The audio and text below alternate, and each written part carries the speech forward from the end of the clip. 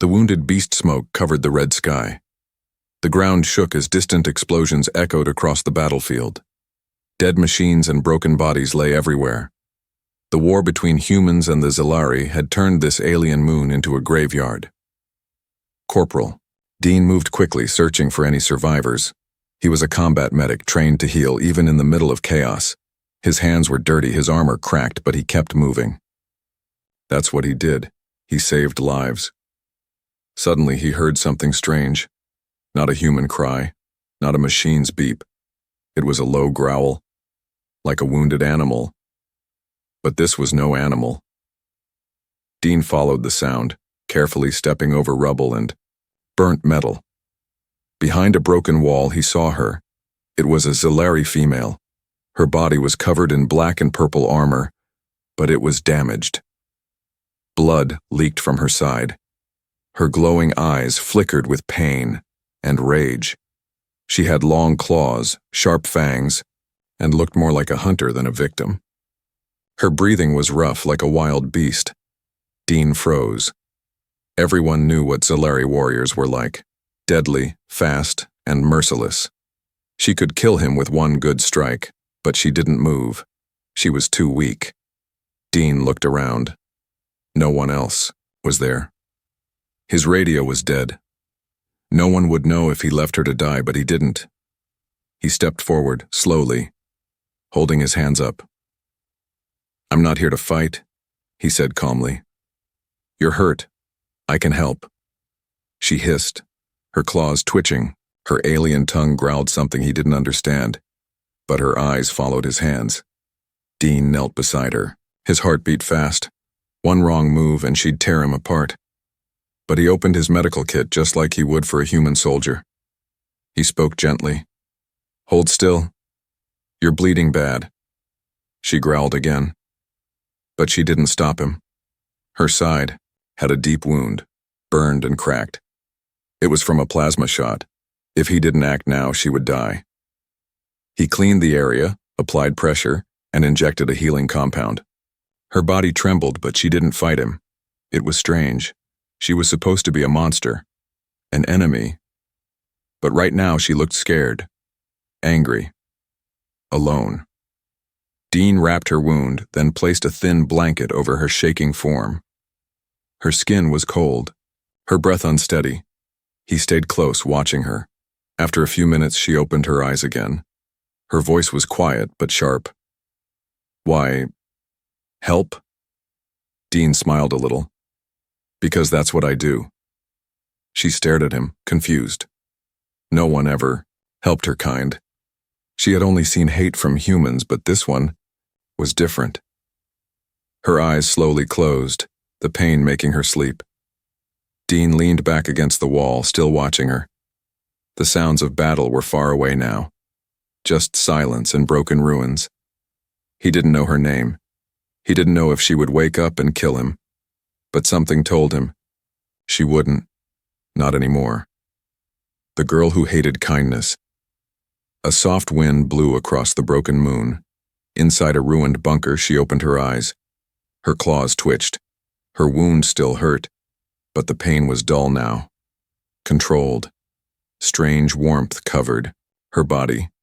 It was a blanket, not Zellari-made, human-made. She sat up fast, her instincts kicking in. Her glowing eyes searched the dark space. Where was she? Who had touched her? Then she saw him. The human. He sat a few meters away, leaning against the wall, arms crossed, eyes half closed but alert. He didn't hold a weapon. His rifle was on the floor, far from his hands. She could have killed him right then. And she almost did. She rose, teeth bared, claws out, but her body failed her. Her legs gave way and she collapsed again with a grunt.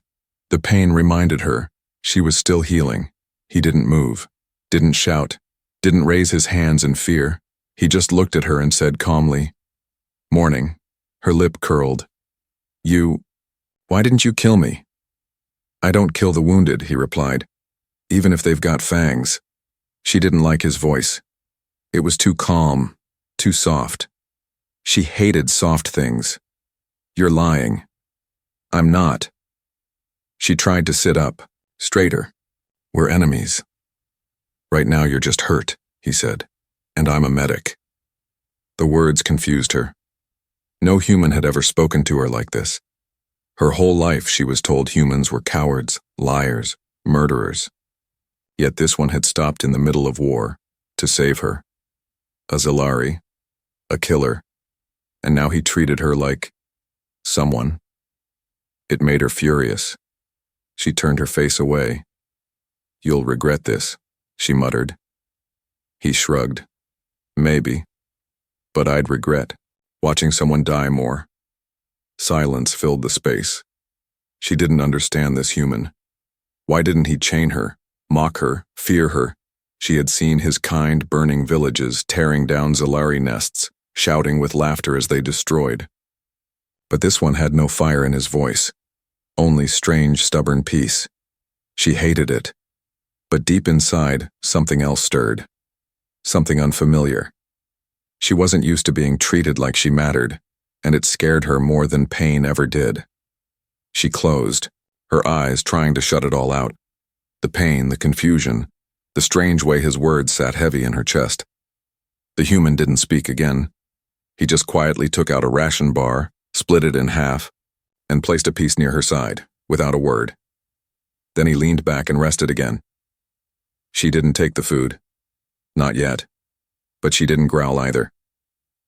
For now, she just watched him, and wondered why her heart didn't hate him more. No chains, just choices. She woke with a start. There was no sound, no growling machines, no pain in her side.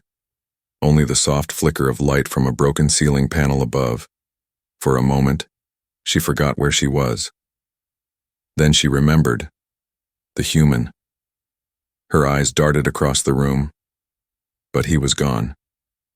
She sat up quickly, expecting chains on her hands, cuffs around her ankles, a cage. There was nothing. She looked down. Her body had been bandaged again, neatly, carefully. A new water canister sat beside her, and beside that, her own blade. Cleaned. She gripped it tightly. This was a trap. It had to be. Why would a human leave her armed? Why would he walk away and leave the door open? She slowly stood, still sore, but stronger than yesterday. She crept toward the open metal door.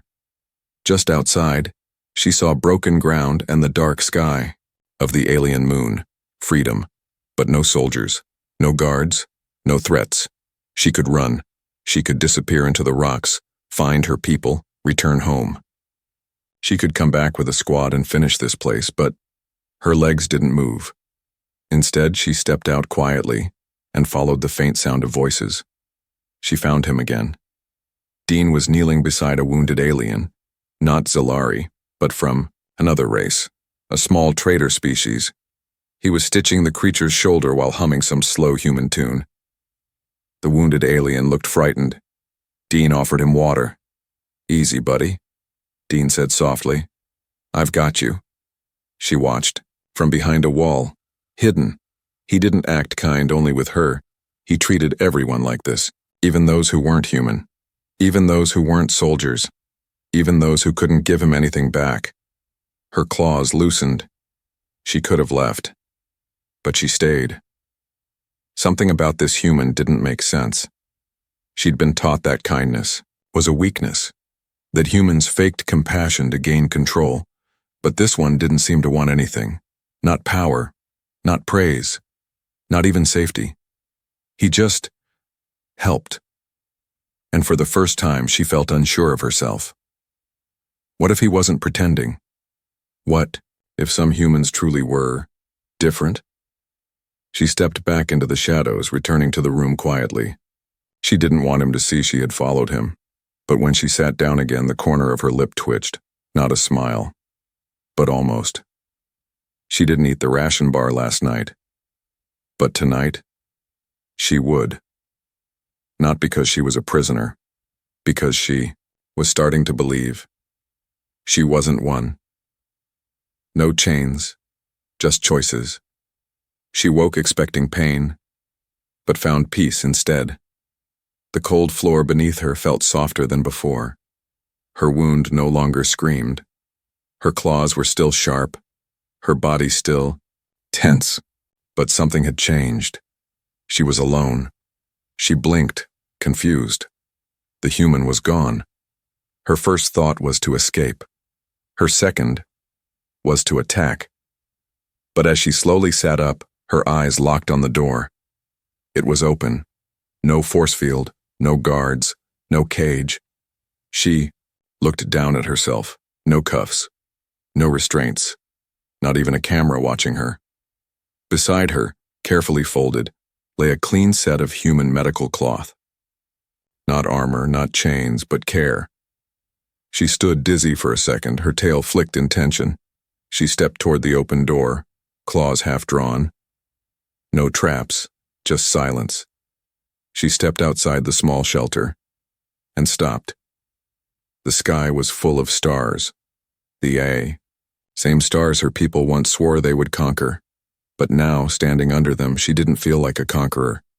She felt lost. She followed soft footsteps in the distance, crawling through shattered walls and burnt trees. She moved like a shadow.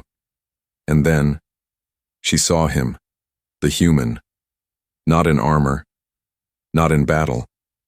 He was kneeling next to a small alien child, no older than 5 cycles. The child's leg was broken and he was crying in fear. The human wiped the tears with a dirty cloth and spoke gently. "Shh. You're safe now, I promise." The girl's claws twitched. It wasn't just her. This human was healing strangers, too. Even enemies. Even children of other worlds. He wasn't looking for a reward. He wasn't showing off. He thought he was alone. But she was watching. From the shadows, she whispered to herself, "What kind of human does this?" She could have run. She could have returned to her kind, told them everything, and brought an army.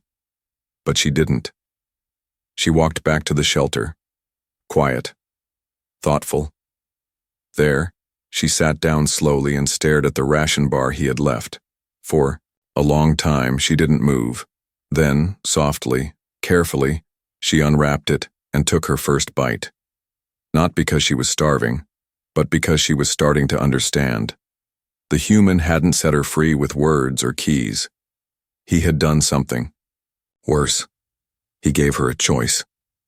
And that was more dangerous than any cage. Claws or clarity. The fire crackled softly in the center of the ruined room. She sat across from him now, closer than ever before. Her claws rested on her lap. Not hidden, not raised. Just still. Dean handed her a small cup of warm broth. She didn't thank him, but she didn't throw it away either. For several minutes they sat in silence, 2 survivors from different worlds, staring into the same flickering flame. Then, she spoke. Her voice was low, almost unsure. "You could have killed me," she said. "When I was weak, why didn't you?" Dean looked at the fire, not at her. He stirred his own cup slowly before answering. "Because someone once saved me too," he said softly. Her eyes narrowed. "A human?" He shook his head. "No, an alien. Years ago I was trapped under rubble, everyone else left me behind. But one of your kind, a Zalari scout, pulled me out." He didn't speak. He didn't even wait for thanks, he just left me alive. She blinked. That story, it didn't make sense. Her people were trained to hate humans. Humans were supposed to hate them back. But this human, he carried a memory of kindness from the very species who trained her to kill. "That doesn't make you weak?" she asked. Dean smiled faintly. "No, it makes me human." She looked away. Her claws tightened, slightly. Her people would call this moment weakness, sitting with an enemy, speaking without violence, accepting help. But for the first time in her life, she didn't feel weak. She felt calm and confused. Her voice turned quiet. "I was raised to see your kind as monsters." He looked at her now, his gaze steady but kind. "And what do you see now?" She didn't answer. Instead, she looked at her own hands. Strong, deadly, built to kill, but shaking. "I don't know," she whispered. Dean reached into his pack and pulled out a small item. It was old, dirty, but clearly important. A metal tag, military, bent from battle. He tossed it across the floor. It slid to her feet. "That belonged to the alien who saved me," he said. "I wear it to remember that not every enemy stays an enemy forever." She stared at the tag for a long time. No words, just thought. And then, she did something unexpected. She set her claws down beside her. Open, exposed, vulnerable. Just for a moment. And in that moment, she was not a weapon. She was simply a girl. One who had never been given the chance to choose peace. Until now. The gentle enemy. They saw her. And they froze. 3 human soldiers had just returned from patrol, tired and muddy. But the moment they stepped into the ruined outpost, they reached for their weapons. Standing in the center was her, the alien girl, tall, sharp-eyed, with scars across her armor and claws that could slice metal. She was holding a wounded soldier, his, arm across her shoulder, his legs barely moving. "Don't shoot," Dean said, stepping forward with hands raised. "She's helping him." The others didn't move. Their fingers stayed tight on the triggers. The girl didn't flinch. She didn't growl. She simply lowered the injured man onto a cot, then stepped back. Her body was tense, ready to be attacked. But her eyes, bright and glowing, did not show fear. Only control. Only choice. Dean walked up beside her. "She didn't have to carry him," he said. "She found him. She brought him back."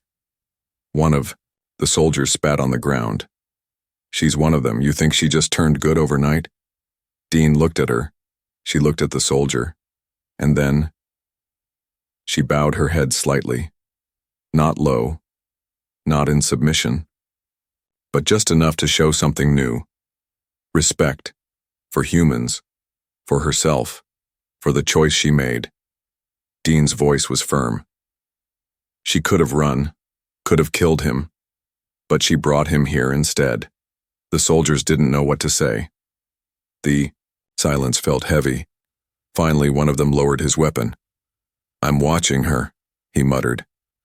"That's fair," Dean replied. The alien girl turned and walked back toward her corner, where the fire still burned low. She didn't look angry, just tired. She sat down and stared into the flames just like before. Only now the humans didn't see her as a beast. They saw her as something else. Not one of them. Not yet, but no longer a monster. She didn't smile. But for the first time, she felt something warm inside her chest. A strange calm, not from winning, not from fighting, but from being seen. And for a girl who was trained to be a weapon, being seen as a person was the most dangerous feeling of all. Her own kind returns the Waiski. Sky tore open with fire. A dark shape roared through the clouds, sleek, sharp, and alive with blue energy. A Zalari gunship. Everyone in the outpost scrambled. Alarms wailed. Humans grabbed their weapons. Some ran for cover. Others froze in panic. But she stood still. The alien girl's eyes locked on the ship as it hovered above the cliffs. It was her, people, her world, her past, and they had come for her. Dean stood beside her. "Friends of yours?" She didn't answer. The ship landed hard, sending dust and fire into the air. From the ramp, 3 armored Zalari soldiers stepped out, taller than her, heavier, with red symbols painted on their chest plates. Elite hunters. One of them pointed at her. "Traitor," he shouted in the Zalari tongue. The word hit her like a blade. Another stepped forward. "You were ordered to die on this moon, not crawl back with humans." Dean stepped in front of her. "She's under my protection." The soldier laughed. "Then you die with her." Without warning, a plasma bolt flew straight at Dean, but before it could hit, she moved. Faster than anyone expected, she tackled Dean to the ground. The shot missed by inches and burned into the wall behind them. She rose quickly, claws out. Teeth bared, not for the humans, for her own kind. "You dare call me traitor," she shouted. "You left me to die," the lead Zalari hissed. "We gave you purpose. You chose weakness." She growled back. "No, I chose strength." And then she attacked. She moved like a storm, claws slicing through armor, tail whipping with force. The Zalari hadn't expected resistance from one of their own. Dean and the soldiers watched in awe. This wasn't the same creature they had feared days ago. This was a warrior. But now she fought not as a beast. She fought for humans. For him. The battle was short but brutal. 2 Zalari lay unconscious. The last one limped back toward the ship, blood dripping from his side. "You'll regret this," he growled. "No," she said coldly. "I've never seen more clearly." The ship took off, leaving behind smoke and silence. Dean walked up to her slowly. "You didn't have to fight them." She looked at him, her eyes glowing softly now. "Yes, I did." And then she added something she had never said before. "Because this is where I choose to stand, from beast to believer." The dust had settled. Smoke floated gently in the air, rising from the burned ground where the Zalari ship had vanished. Silence filled the ruined outpost, heavy, but peaceful. She stood in the center, breathing hard, her claws stained, her armor cracked. The battle was over, but the war inside her had just ended. Dean stepped closer, his voice low. "You okay?" She looked at him, not with anger, not with confusion, but with clarity. "I don't think I've ever been okay," she said softly, "until now." The human soldiers stared from a distance. None raised their weapons this time. They had seen what she did, fighting her own kind to protect them, saving Dean without hesitation. She wasn't the enemy anymore, not to them. Dean smiled faintly. "So what now?" She looked up at the sky. The stars above seemed different, not cold, not distant, just open, free. She turned to him. "Your people won't trust me." "Maybe not," Dean replied. "But I do." She was silent. Then she reached into her armor and pulled something out, a small badge from her Zalari rank. She dropped it on the ground and crushed it beneath. Her heel. "I don't belong to them anymore." Dean nodded. "Then who do you belong to?" She paused. Her voice came quiet, but sure. "I belong to no one." She walked to the fire and sat beside it, where it all began. And this time, when she looked into the flame, she smiled. Not with teeth, not with threat, with peace. Later that night, as the soldiers rested, Dean sat beside her. "You're not what I expected," he said. She looked at him, eyes soft and glowing. "And you turned me into something I never thought I could be. A friend?" She tilted her head. "Something more dangerous." Dean raised a brow. "What's that?" Her voice was calm, powerful, a believer.